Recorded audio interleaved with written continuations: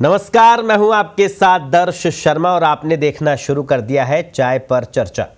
राजस्थान समेत 5 राज्यों में किसकी सरकार बनेगी, इसका काउंटडाउन शुरू हो गया है। रविवार यानी 3 दिसंबर को दोपहर तक ये साफ हो जाएगा कि इन राज्यों में कौन सरकार बना रहा है। राजस्थान में जनता ने सत्ता की चाबी किसे सौंपी है और किसे विपक्ष में बिठाया है। नतीजों से पहले आई विभिन्न सर्वे एजेंसियों के एग्जिट पोल तो राजस्थान में भाजपा की सरकार बना रहे हैं, जबकि छत्तीसगढ़ और तेलंगाना में कांग्रेस की सरकार बना रहे हैं। वहीं मध्य प्रदेश में भाजपा और कांग्रेस में कड़ी टक्कर है। हालांकि यह आंकड़ा सिर्फ एग्जिट पोल का है, असल तस्वीर तो मतगणना वाले दिन ही सामने आएगी। लेकिन हमेशा की तरह इस बार भी एग्जिट पोल की विश्वसनीयता दांव पर लग गई है। जहां कांग्रेस इन एग्जिट पोल को सिरे से नकार रही है, राजस्थान खास तौर पर भाजपा का दावा है कि वो राजस्थान में 130 से ज़्यादा सीटें जीतेगी। अब सवाल ये कि ये एग्जिट पोल कितने एग्जैक्ट साबित होंगे, आज इसी अहम मुद्दे पर करेंगे चाय पर चर्चा। अतिथियों से आपका परिचय कराऊं, उससे पहले देखिए एग्जिट पोल आने के बाद राजस्थान के बड़े नेताओं के बोल। जनता का मंतव्य पहले से स्पष्ट था और जिस तरह से जनता मुखर होकर इस बार चुनाव में के मैदान में आई थी,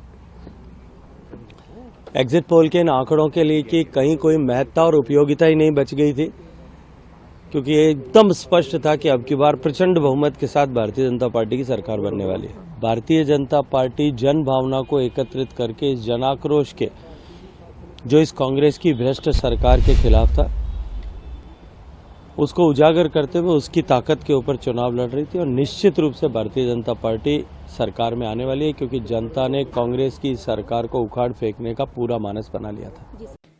लोग कहते हैं कि बाकी हमने इतने सालों तक नारे और वादे सुने, लेकिन मोदी जी ने करके दिखाया। आज गरीब के आंसू पोंछने का काम, गरीब के जीवन को उन्नत बनाने का काम, उनकी समृद्धि के, उनके सशक्तिकरण का काम अगर किसी ने किया है तो नरेंद्र मोदी जी की सरकार ने किया है। वो कहते हैं एक कालखंड में एक घर में मकान भी बन जाता है, शौचालय भी बन जाता है, उज्ज्वला का कनेक्शन भी आ जाता है, जनधन का खाता भी खुल जाता है, किसान सम्मान निधि भी आ जाती है, कैटल शेड भी बन जाता है, नरेगा में रोजगार भी मिल जाता है, आयुष्मान का कार्ड भी मिल जाता है। क्या एक कालखंड में, इन 9.5 वर्षों में, 60 साल में जो नहीं दे पाया मोदी जी ने 9.5 वर्ष में दे दिया। तो ये विश्वास, अटूट विश्वास आदरणीय प्रधानमंत्री जी के प्रति है।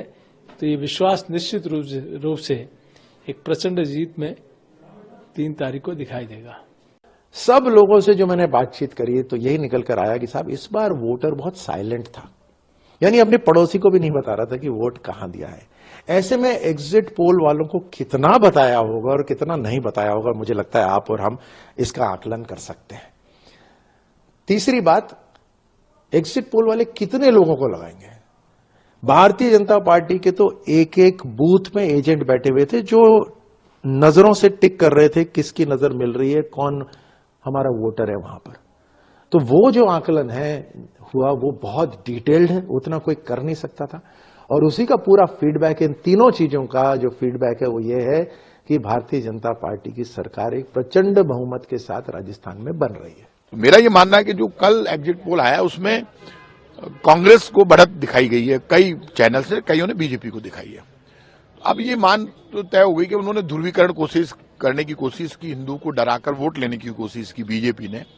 लेकिन इस देश में मुझे इस बात का दुख है कि देश का प्रधानमंत्री नरेंद्र मोदी जी हिंदूवादी और हिंदू, राजस्थान का मुख्यमंत्री अशोक गहलोत हिंदू, प्रताप सिंह खाचरियावास हिंदू, फिर भी भारतीय जनता पार्टी पाप करती है, हिंदू का कद छोटा करती है, हिंदू को कायर बताती है, डरपोक बताती है, कहती है हिंदुओं सावधान हो जाओ, उनको डराती है। तो हिंदू मुसलमान तो कहीं आपस में लड़ ही नहीं रहा, झगड़ा हिंदू मुसलमान का था ही नहीं। बीजेपी हिंदू को डराकर, हिंदू को खतरे में बताकर वोट मांगती है, ये गलत है। जब देश का प्रधानमंत्री और मुख्यमंत्री दोनों हिंदू है, फिर भी हिंदू को डरपोक बता रहे हैं, आप कह रहे हैं कि हिंदू खतरे में। हिंदू खतरे में नहीं, बीजेपी खतरे में। देखिए, राजस्थान की जनता ने मन बना करके कांग्रेस की नीतियां, कांग्रेस की जो योजनाएं और कांग्रेस की जो गुड गवर्नेंस और जो संगठन की मेहनत, राहुल गांधी जी की जो भारत जोड़ो यात्रा जिस उद्देश्य को लेके की गई थी और खड़गे साहब का नेतृत्व, इन सब को मिला करके राजस्थान में भारी बहुमत के साथ में कांग्रेस के पक्ष में मतदान हुआ है और रिजल्ट जो आएंगे वो एक तरीके से चौंकाने वाले होंगे कि हम जो उम्मीद कर रहे हैं उनसे भी कहीं अधिक कांग्रेस के पक्ष में जाने वाले हैं। परिणाम चौंकाने वाले होंगे। डोटासरा जी सही कह रहे हैं, डोटासरा जी सहित कई लोग खेत हो जाएंगे तो परिणाम निश्चित तौर पर चौंकाने वाले होंगे ही। कांग्रेस के शासन से लोग ऊब कर तैयार बैठे थे कांग्रेस को रवानगी करने के लिए, वोट की चोट देने के लिए, जो उनको मौका आ गया। और मैं समझता हूं जब परसों इस वक्त आपका टीवी चैनल दिखा रहा होगा तो बीच में मुझे भी दिखा देना, जिसमें मैं 124 सीटों का दावा कर रहा हूं। तो सुने आपने राजस्थान के दिग्गज नेताओं के बोल एग्जिट पोल के बाद में, किस तरह से राजस्थान में जो एग्जिट पोल में भारतीय जनता पार्टी को बढ़त मिल रही है, लेकिन भाजपा नेता ये कह रहे हैं कि इससे भी कहीं ज़्यादा सीटें आएगी। तो कांग्रेस का ये दावा है कि परिणाम जो है वो चौंकाने वाले साबित होंगे। इस चर्चा में जो मेहमान हैं हमारे साथ में जुड़े हैं अतिथि, उनसे आपका परिचय करा दूं। हमारे साथ में कांग्रेस से भीमराज जी हैं। भीमराज जी, आपका बहुत बहुत स्वागत। भारतीय जनता पार्टी का पक्ष रखने के लिए हमारे साथ में रुपेंद्र सिंह शेखावत जी है। रुपेंद्र जी, आपका भी बहुत बहुत स्वागत। स्टूडियो में मेरे साथी वरिष्ठ पत्रकार राजनीतिक विश्लेषक जग्गो सिंह धाकड़ हमारे साथ में। जग्गो जी, आपका भी बहुत बहुत स्वागत। सबसे पहले भीमराज जी, जिस तरह से दावा था कि 5 साल सरकार का जो विकास है, विकास के नाम पर सरकार चुनावी मैदान में कांग्रेस थी, लेकिन जो एग्जिट पोल है वो कहीं ना कहीं ये बता रहे हैं कि राजस्थान में इस बार राज बदल रहा है, रिवाज नहीं। देखो शर्मा जी, मैं आपको बता देता हूं, मैं कुछ चैनलों के बता देता हूं। इंडिया टुडे उसने 106 सीटें कांग्रेस की बताई है, न्यूज 24 है उसने 101 बताई है, ठीक है। और टुडे चाणक्य उसने 101 सीटें बताई, आज तक ने 106 सीटें बताई है, और इंडिया टीवी ने 104 सीटें बताई। अकेले सबका है ऐसा नहीं है कि सब चैनलों ने बीजेपी की बात कर रहा हूं। तकरीबन उसमें 9 एजेंसियां हैं, 8 से 9 एजेंसियां हैं, उन सबका पोल ऑफ पोल मिलाकर बात करेंगे तो कांग्रेस के लिए अच्छे संकेत नहीं है। बाकी संकेत की मैं जो पोल ऑफ पोल बात कर रहा हूं उसमें आप जो सर्वे एजेंसियों के नाम ले रहे हो वो सब उसमें शामिल है। हाँ, तो मैं उन्हीं की बात कर रहा हूँ, मैं मेरी तरफ से नहीं कर रहा, मैं आपके जवाब का दे रहा हूँ कि 3 तारीख को जो संवैधानिक संस्था निर्वाचन आयोग का जो आएगा आंकड़ा, उसमें कांग्रेस आपको पूर्ण बहुमत से सरकार बनाती हुई दिखेगी, और बीजेपी की तानाशाही का अंत 2023 में राजस्थान से, मध्य प्रदेश से, छत्तीसगढ़, तेलंगाना से होगा, और 2024 में सेंटर से विदाई तय है इनकी, और इनकी हिटलरशाही और तानाशाही का अंत तय है, क्योंकि इन्होंने जो जुल्म ढाए हैं वो सब जनता देख रही है और सब गए जी। तो भीमराज जी, क्या कांग्रेस इस एग्जिट पोलों से इत्तेफाक नहीं रखती है? इत्तेफाक रखती है ना, कैसे नहीं रखती सर। एग्जिट पोल आपको भी ध्यान है, एग्जिट पोल के आंकड़े सारे एकदम कोई 100% स्टिक थोड़ी होते हैं, पार भी हो जाते हैं सर।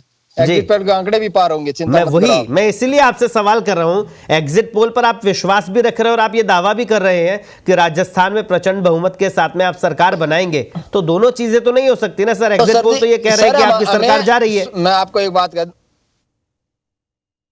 हमें हमारे कार्यकर्ताओं पे और हमारी योजनाओं पे पूर्ण विश्वास है, और हमने जो काम किया उन पे पूर्ण विश्वास है, और विपक्ष की भूमिका निभाने में फेलियर रहा, और उनके जो इन्होंने सेंटर के मुद्दे पर जो चुनाव लड़े, सेंटर किसानों के, मजदूरों के और व्यापारियों के इन्होंने शोषण किया, और उस शोषण का ये अंत साबित होगा। जी, हमारे साथ में रुपेंद्र सिंह जी हैं। रुपेंद्र जी, जिस तरह से भाजपा नेताओं का आपने भी सुना होगा, दिग्गज नेता थे आपके, उनका ये कहना था कि एग्जिट पोल से कहीं ज्यादा सीटें आने वाली है, और वो एग्जिट पोल, एक नेता तो एग्जिट पोल के विश्वसनीयता पे भी सवाल उठा रहे थे कि किस तरह से, पता नहीं वो पूछ रहे थे क्योंकि मतदाता साइलेंट था, उनको किसने बता दिया। आपकी सरकार बन रही है, इसके बावजूद भी आपके नेता इस पर यकीन नहीं कर रहे हैं।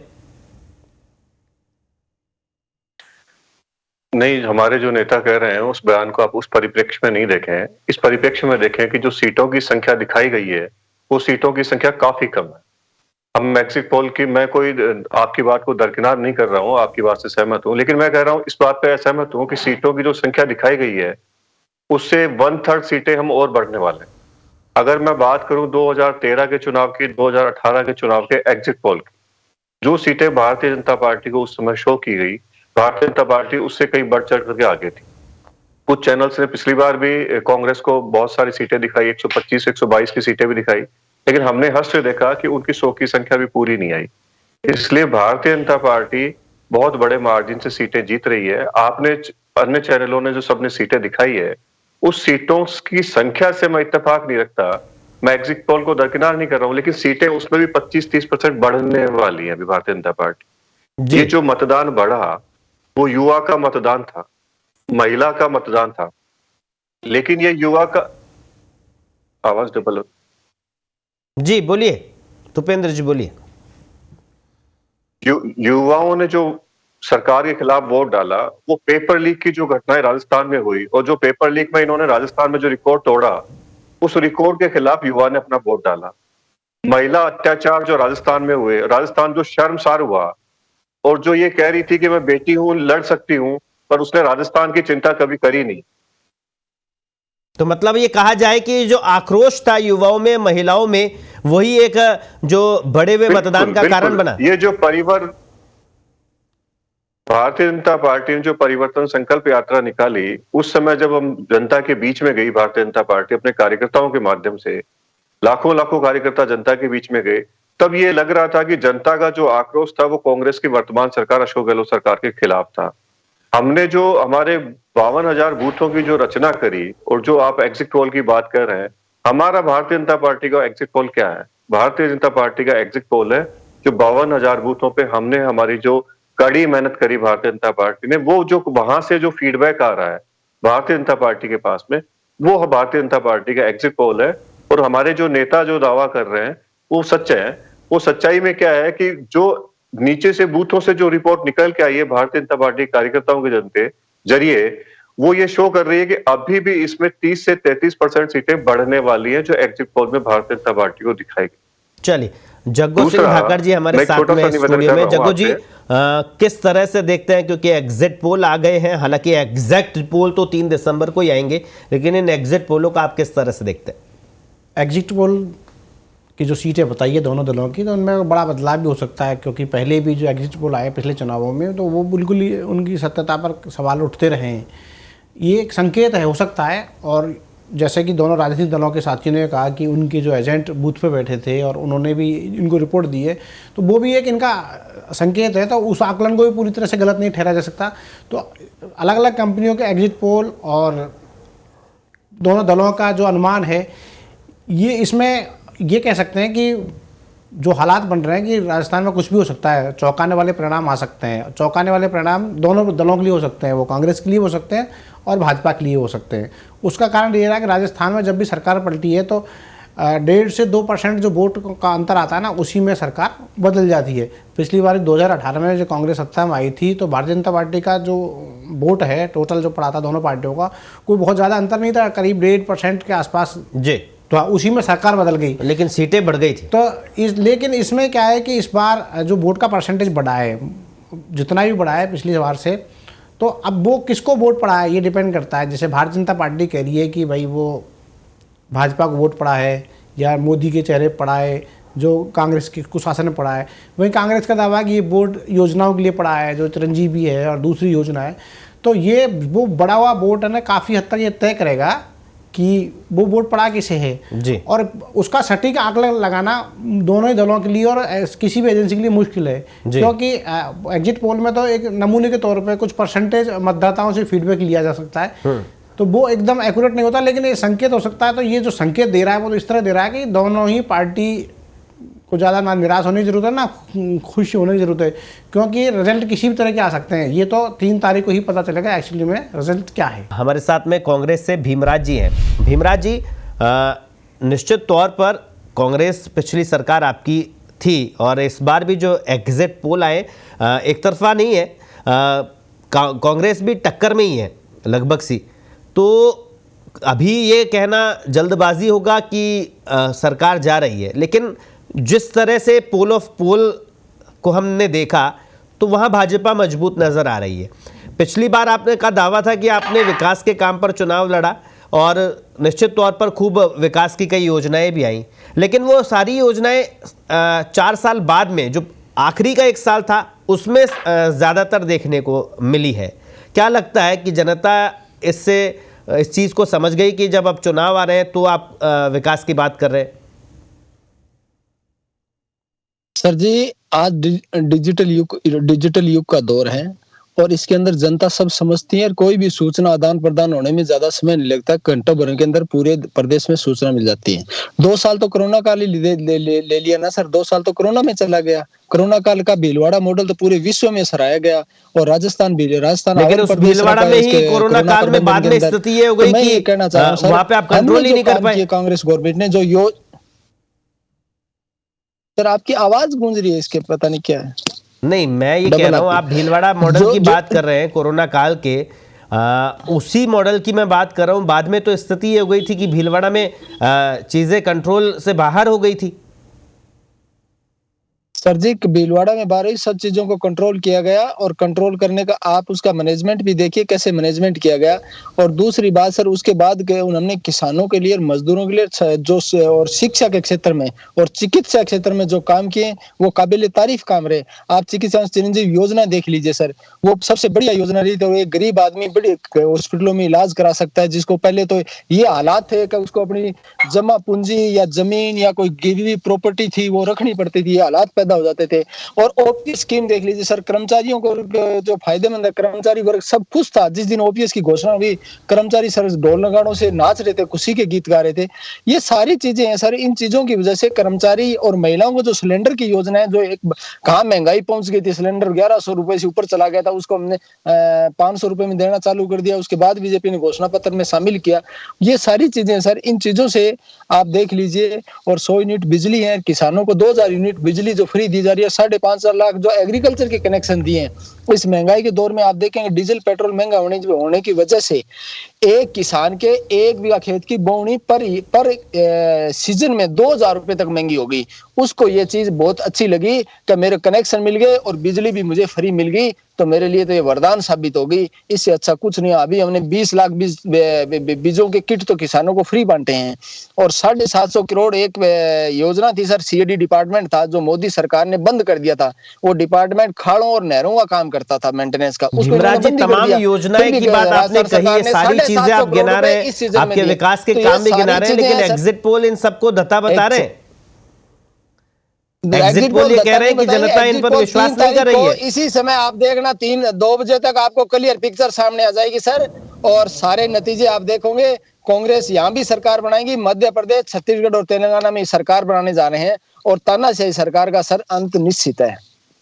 चलिए, ये तो 3 दिसंबर जब तक नहीं आ जाती है तब तक तमाम जो कांग्रेस और भाजपा के प्रवक्ता है उनके पास में एक बचाव का रास्ता रहेगा ही रहेगा कि 3 दिसंबर को देख लेना। जवाब उनका एक बचाव नहीं, पूर्ण विश्वास है सर। बचाव नहीं है, पूर्ण विश्वास जी। चलिए, हमारे साथ में भाजपा से रूपेंद्र जी हैं। रूपेंद्र जी, जिस तरह से लग रहा है कि जो बढ़त जिस तरह की मिलनी चाहिए वो इन एग्जिट पोलों में नजर नहीं आ रही है। अगर ये तस्वीर बनती है जो एग्जिट पोल में दिखाई गई है, तो कहीं ना कहीं परेशानी की शुरुआत भाजपा में अब होगी। मैं मेरे साथी की जो कांग्रेस के प्रवक्ता है उनको धन्यवाद दूंगा कि उन्होंने बात को स्वीकार किया कि राजस्थान में पेट्रोल और डीजल की कीमतें बहुत ज्यादा थी। दूसरा, उन्होंने कहा कि तानाशाही सरकार को उखाड़ने की जो बात इन्होंने कही है, मैं आपकी बात से सहमत हूं। जनता इसी अशोक गहलोत की तानाशाही सरकार को उखाड़ फेंकेगी। इसी क्रम में मैं ये निवेदन कर रहा हूं आपसे कि आप जिन योजनाओं की बात कर रहे थे वो योजनाएं धरातल पे नहीं थी। आप बिजली की बात कर रहे हैं, आपने एक तरफ बिजली कीमतें और यूनिट फ्री करने की बात करी, दूसरे साल में 1 साल में आपने 5-5 बार फ्यूल की कीमतें बढ़ाई। एक जनता की जेब काटने का काम आपने किया। युवाओं पे आप कह रहे हैं कि हमने कोई कानून बनाया, इस तरीके की बात की। किसी भी एक आदमी को कोई सजा हुई है क्या उस केस के अंदर के? कहीं पे सजा आपके राज्य में 14 बार पेपर लीक हो, एक ही गिरफ्तारी हो। शेखावत साहब आप बता दीजिए। और जो कानून बना दिया आपकी सरकार सेंटर में बहुमत है, आप कानून बना दीजिए ना, कौन मना कर रहा है? ओपीएस आप देना चाह रहे थे तो आपको कानून लाने की जरूरत पड़ रही नहीं की सर, कैसे आप ओपीएस की बात कर रहे हैं तो ओपीएस की अब कानून लाने की जरूरत पड़ रही थी। आपकी नियत पे शक था। भीमराज जी आपको जवाब का मौका दूंगा।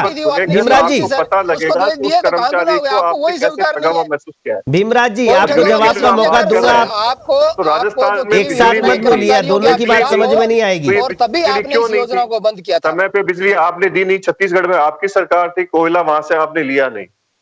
छत्तीसगढ़ में सरकार आपकी थी ना, कोयला तो सर भीमराज आपकी जी। नीति लेके आए थे ना कि विदेशी कोयला खरीदने का आपको जरूरी है। भीमराज जी, विदेशी क्या का सुन टेंडर पा रहे आपने हैं? अडानी को दिया सर, वो भी आप पढ़ लीजिए ना छत्तीसगढ़ सर। में माननीय मुख्यमंत्री अशोक गहलोत जी मुख्य हाँ। बघेल साहब से मिलने गए थे, उसके बाद भी आपको स्पेशल रैकेट नहीं मिली है।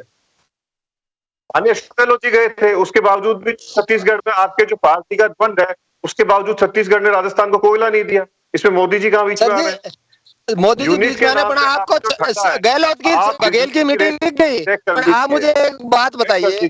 पेट्रोल डीजल की कीमतों पे जो पड़ोसी जो राज्य हैं उनकी कीमतों को एक बार भीमराज जी तो आप सर चेक जी, करवा लीजिए मैं कि शेखावत साहब आपसे राजस्थान में रिक्वेस्ट कीमतें करूंगा कि ज्यादा है आप या अपने उत्तर प्रदेश के स्टेट की हरियाणा चेक कर लीजिए, गुजरात में एमपी की लगती चेक कर लीजिए। से ज्यादा भाजपा और कांग्रेस के तमाम जो दोनों पैनलिस्ट हैं, मैं उनसे निवेदन करूंगा कि आप आपस में बात नहीं कर रहे हो, आपको जनता देख रही है। मैं आपको मौका दूंगा भीमराज जी। 2013 में मैं छोटा सा निवेदन कर दूं, छोटा सा विनम्र आग्रह कर दूं आपसे। पिछली बार भी आपने कहा कि हमारी सरकार रिपीट की है। हर्ष क्या हुआ? 21 आदमी आए। कहां आप रिपीट की बात कर रहे हैं, कहां पे 21 आ रही है? तो जहां पे ये कह रहे हैं कि हमारी रिपीट हो रही है, तो आप समझ लीजिए कि वो फिगर कहां आने वाला है। जी। अशोक गहलोत जी के नेतृत्व में जब चुनाव लड़ा, तो आपको पता है कि उस पार्टी का हर्ष क्या हुआ? 21 पे आ गए, कभी आप 50 के अंदर सिमट गए।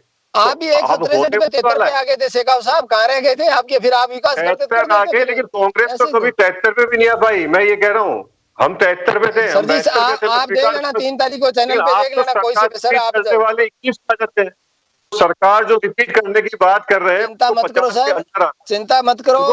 आपको मैं आज कह रहा हूँ कि जिस तरह किसानों को रौंदा गया, गुजरों को रौंदा गया, जिस तरह हरियाणा में जाटों को रौंदा गया, वो सब जनता देख रही है। कोरोना काल में कैसे गंगा नदी लाशें से भरी थी, वो भी जनता ने देखा है। और सब कुछ आ जाएगा सर जी। और ये भीमराज जी, गंगा नदी राजस्थान में है क्या? जिस तरह आपने भीमराज जी, पूंजीपतियों का कर्जा माफ किया, आज आप सोच के आए कि आपको केवल भाषण देना है, एक बैग आपने 1900 सुनना किसी की नहीं है। भीमराज जी, ये चुनावी सभा नहीं है, चुनाव हो चुके हैं, अब तो परिणाम आएंगे, तो इसलिए आपने को भाषण नहीं देने।